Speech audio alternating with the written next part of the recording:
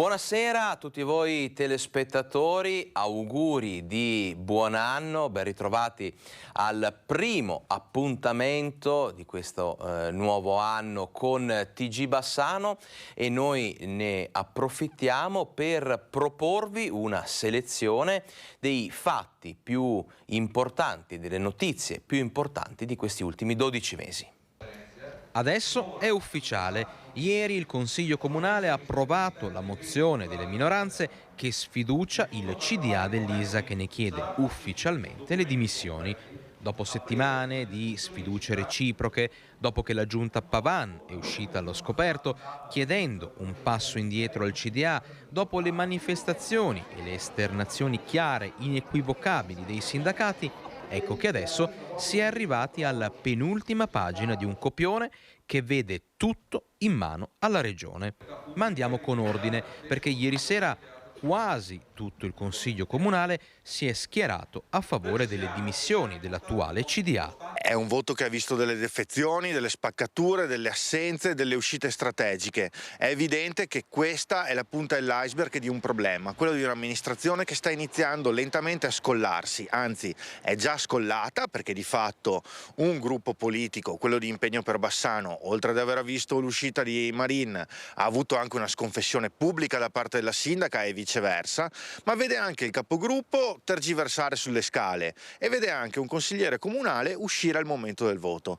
È evidente che non era solamente un problema sull'ISAC, ma era anche un problema relativo all'azione amministrativa in generale.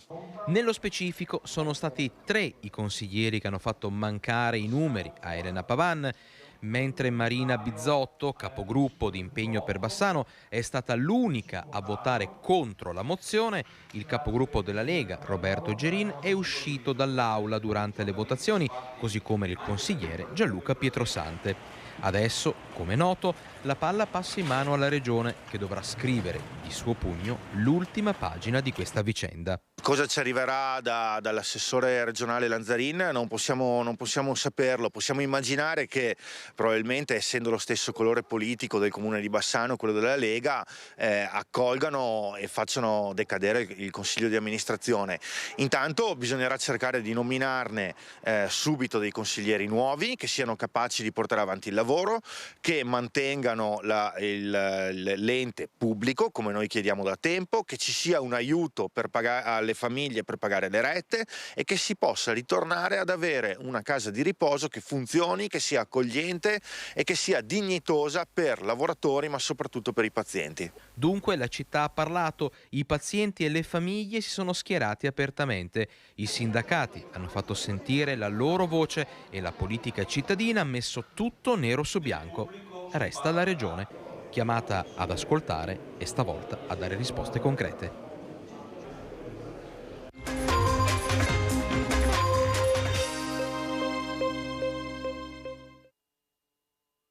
Alle ore 20:15 del giorno 15/5/2023 proclama eletto alla carica di sindaco del comune di Marostica il signor Matteo Mozzo.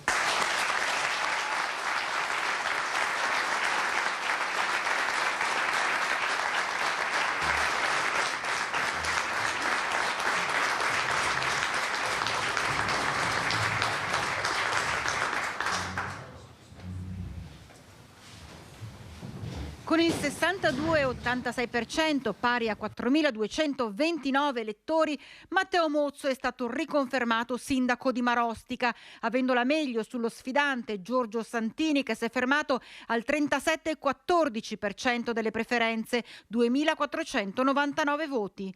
La proclamazione ufficiale è direttamente in serata con la nomina dei 16 consiglieri, 11 di maggioranza, 5 per l'opposizione, che siederanno al tavolo del Consiglio Comunale per i prossimi 5 anni, e per Mozzo una grande soddisfazione.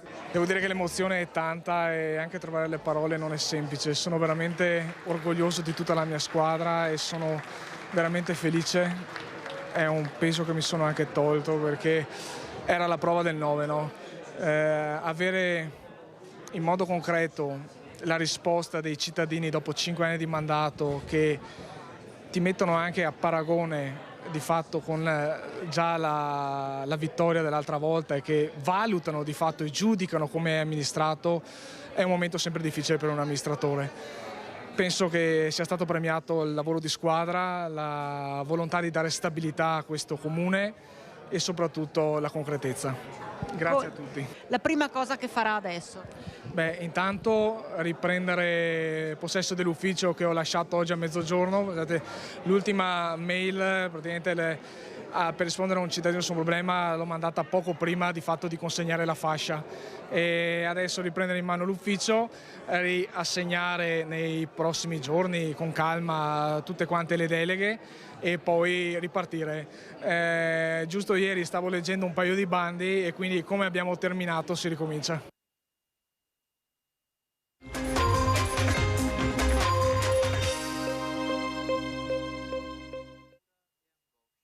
Come ho messo piede dentro, ho aperto il magazzino, ho visto il mondo che mi cascava addosso. 50 anni, scusate, 50 anni di lavoro. 50 anni di lavoro distrutti in pochi minuti da una tempesta di ghiaccio. Erano le 19:30 quando, anche a Tezze sul Brenta, la pioggia si è trasformata in veri e propri proiettili di ghiaccio grandi quasi 10 centimetri, colpendo soprattutto la zona est del comune, Stroppari, Campagnari e Belvedere. Sono bastati 15 minuti di grandine per mettere in ginocchio l'intero territorio, danni ingenti alle campagne coltivate, alle abitazioni e alle auto, ma soprattutto alle aziende del territorio. Acqua dappertutto, il coperto era andato, mobili sotto acqua, consegne pronte da fare e tutto è nato in fumo. Si immagini cosa mi è passato per la testa. Che danni ha avuto? Danni ha avuto, sono 1200, qui ci sono 1250 metri di copertura da rifare. Tra magazzino, laboratorio e produzione penso ci siano stati quasi 200.000 euro, 200-250.000 euro di roba pronta da consegnare. Sono state più di 100 le chiamate di aiuto nella notte, al lavoro da quasi 24 ore, i vigili del fuoco di Bassano Cittadella, Recoaro e Tiene, auto completamente distrutte, tetti 1000 pezzi, allagate diverse abitazioni, ma soprattutto veri e propri scenari apocalittici. Che noi eravamo in consiglio comunale, è stata un'apocalisse ed è stata, però neanche io mi aspettavo che dopo, guardando le telecamere da remoto, ho visto tutto questo scenario e sono venuto qui in azienda a sincerarmi. Infatti quello che abbiamo visto per le telecamere, questo era. Buchi al tetto del deposito di più di 3 metri, danni per oltre 200.000 euro, voragini che dovranno attendere l'estate per essere poi sistemate. Mi hanno già avvisato che fino alla fine di agosto non si può fare la copertura perché anche siamo in periodo di ferie e bisogna aspettare che arrivi tutto sto materiale. E se dovesse piovere? Entra, non possiamo farci niente. E dopo la tempesta di grandine rimangono i danni e lo sconforto. Sono differito perché ti immagini tutto ma all'infuori di questo, una cosa proprio indescrivibile.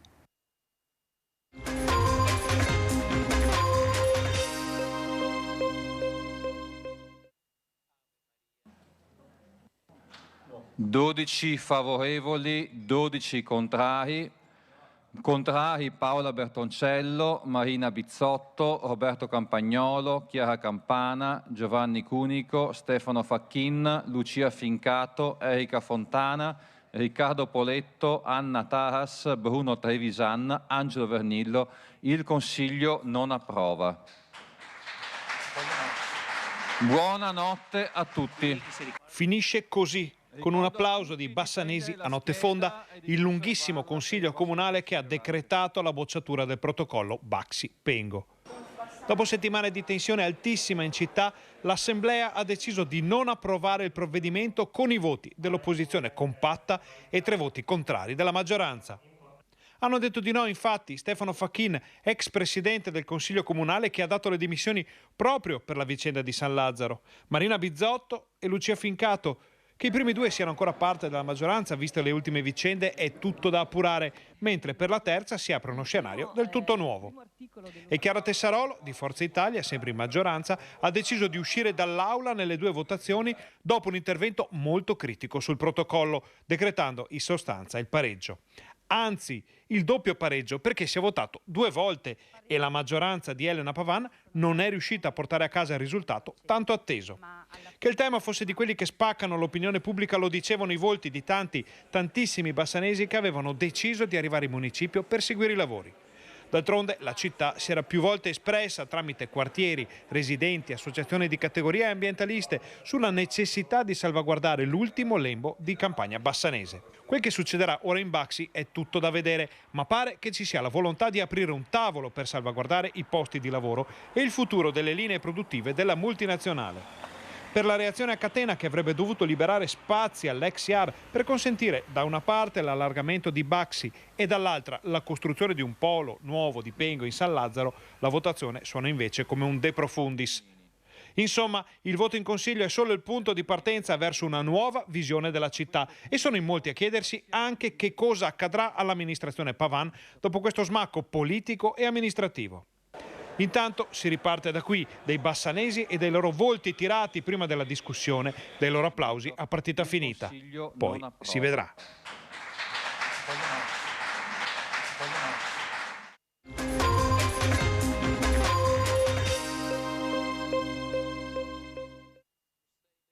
Bassano ha perso un gran compagno di viaggio e da oggi è un po' più sola. La città e i suoi abitanti, il Ponte Vecchio, i suoi palazzi, i suoi libri, la sua storia perdono un figlio che ha dato tanto a tutti loro. Se n'è andato improvvisamente Gianberto Petoello, strappato all'affetto dei suoi cari e degli amici in una calda sera d'agosto.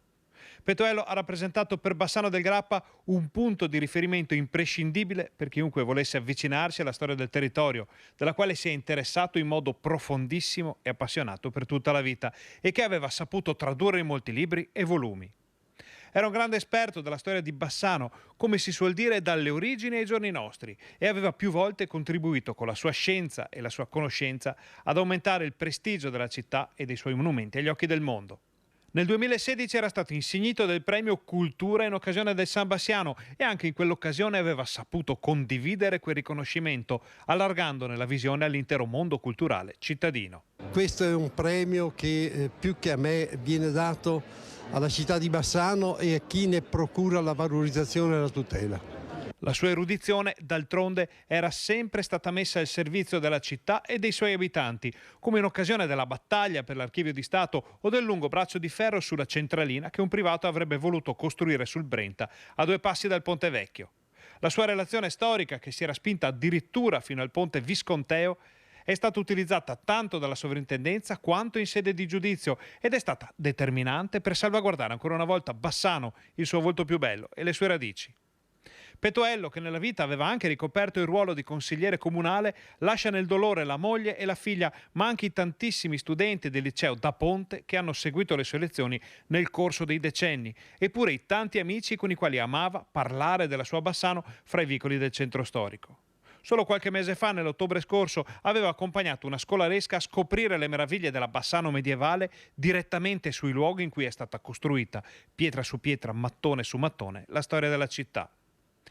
Bassano, dicevamo, è un po' più sola da oggi, senza quel gigante sulle cui spalle si sono appoggiati tanti bassanesi per vedere più lontano di quanto da soli non avrebbero mai saputo fare. Ma se i bassanesi di oggi e di domani sapranno mettere a fuoco anche solo una porzione di quella vista sconfinata, allora la città sarà in buone mani per qualche tempo ancora.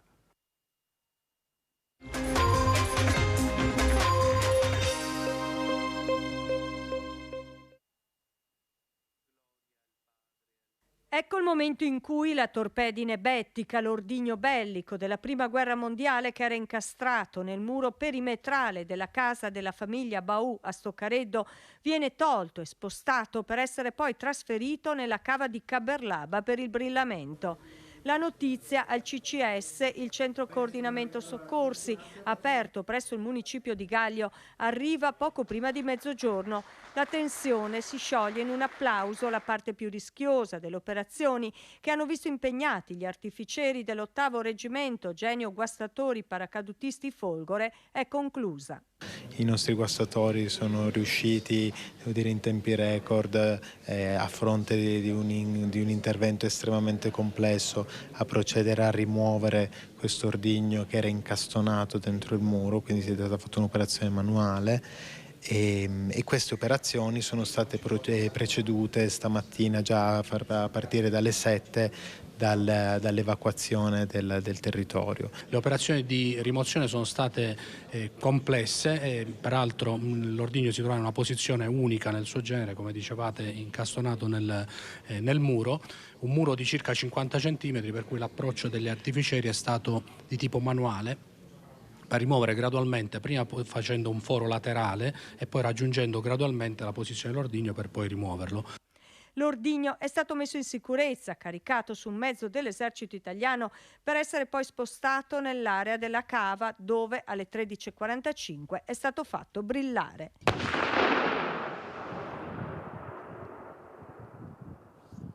Le 349 persone che sono state fatte evacuare possono rientrare a casa. Adesso sono quasi le ore 13 e ufficialmente possiamo comunicare a tutta la cittadinanza di Stoccaredo e di Zaibena che possono finalmente rientrare nelle loro abitazioni. In segno di rispetto nei confronti di Riccardo Baù, la prefettura ha deciso di non dare un nome alla bomba.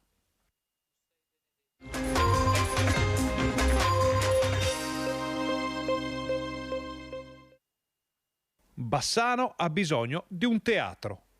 Su questo non ci piove, anche perché il comune spende ogni anno 55.000 euro per l'affitto degli spazi privati per attività varie.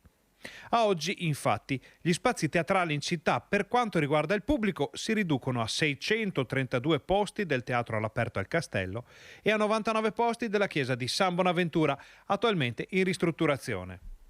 Per quanto concerne invece il privato, ci sono i 440 posti del Teatro Remondini e i 600 della Sala da Ponte. Niente di lontanamente simile a quello di cui avrebbe necessità ora Bassano, con il suo immenso bacino di utenti e la sua storia culturale. Motivo per cui tornano alla ribalta le proposte già viste negli ultimi 20 anni. Viste e parcheggiate, viene da dire, in garage per vari motivi, come l'ex Polo Santa Chiara e il Park Le Piazze, di cui si è parlato a più riprese fra l'inizio degli anni 2000 e l'epoca Poletto.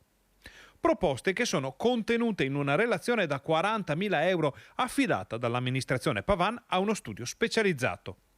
Anzi, sarebbero contenute, perché si tratta di indiscrezioni che finora, se non fuori microfono, nessuno dell'amministrazione ha mai confermato.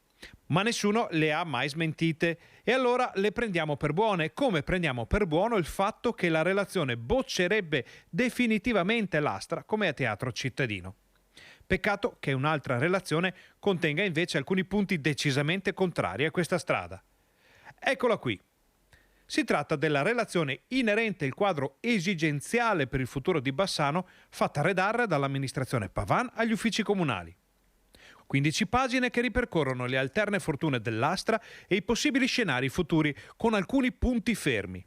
Ad esempio il fatto che i vincoli molto stretti che gravano sull'edificio di Viale dei Martiri limitino ogni sviluppo a una sola destinazione teatrale.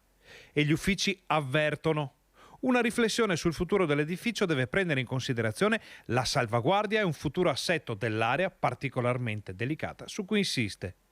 E poi 2 righe che chiudono virtualmente i giochi. Il Teatro Astra, dicono gli uffici, somma tutte le caratteristiche. Quali? Quelle di una casa del teatro e dello spettacolo, per raccogliere l'eredità immensa di questi ambiti a Bassano e rilanciarli per il futuro. E quindi che si fa?